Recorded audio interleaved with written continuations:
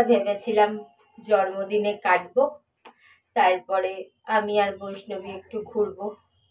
কিন্তু আমার কাছে বৈষ্ণবী যেমন, অনেকের কাছে এটা একটা কুকুর, কিন্তু আমার কাছেও আমার সন্তান। আর আমরা অন্যদের মতন নই। তো বুনোর বাবা বলল, বুনোর বাবার বন্ধুর 2-3টে কুকুর আছে। কুকুরের ডাক্তার কি জিনিস জীবনে জানে না, জীবনে দেখায়নি। শুধু ওই ঘরোয়া টোটকা, কিছু হলেই ঘরোয়া টোটকা, যতই অসুবিধা হোক ঘরোয়া টোটকা। কিন্তু আমরা তো পারবো না, যতক্ষণ বেঁচে আছি করতেই হবে। 1000 টাকা আমাকেও দিতে হবে। তারপরে আরো বেশি হলে কি হবে, কি বেরোবে, টেস্টে যদি বড় কোনো রোগ বেরোয় জানি না কি হবে।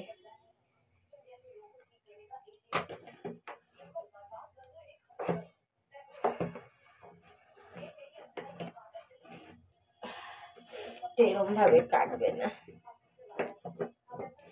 এটাকে কায়দা করে কাটতে হবে। কাটতে চাইছে না, ধার কমে গেছে।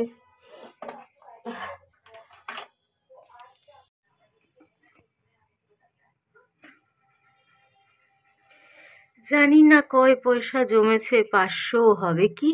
দাঁড়াও বার করে দেখাই তোমাদের।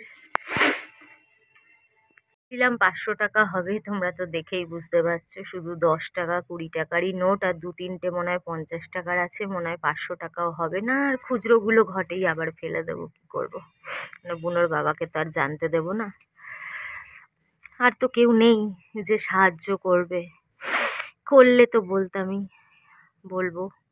হয়তো ভিক্ষা চেয়ে চেয়ে চেয়ে চেয়ে কেউ 500-1000 টাকা দেবে, কিন্তু আমার ছেলেকে তো আমার বাঁচাতে হবে। নাও, আমায় দিয়ে শিক্ষা নাও, মানুষের উপর বিশ্বাস করে বাঁচলে কি পরিণতি হয় এই দেখো।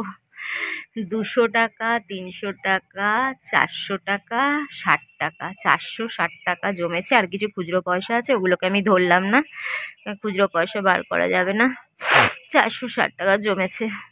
আজ মানুষের উপর বিশ্বাস করা, নিজের পায়ে না দাঁড়ানো, সমস্ত কিছু ছেড়ে দেওয়া মানুষের উপর বিশ্বাস করে, সুযোগ সুবিধা, অন্য অন্য ভালো চান্স সমস্ত ছেড়ে দেওয়ার এই পরিণতি। ঠিক আছে, একদম ঠিক আছে, এটাই হওয়ার ছিল আমার সাথে। টাকাগুলো রেখে দিলাম, আর এই যে আমার রাখা লাস্ট টাকা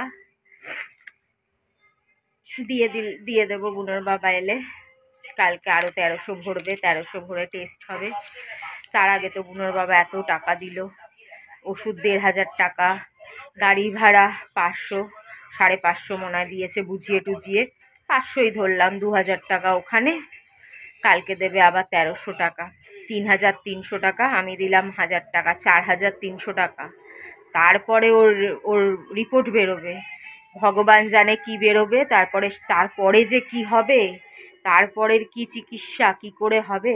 কিন্তু দেখো, ভগবানের কাছে তো ক্লিয়ার থাকবো যে আমরা চেষ্টা করেছি, অনেকের মতন ফেলে রাখিনি বা রাস্তায় ফেলে দিয়ে আসিনি।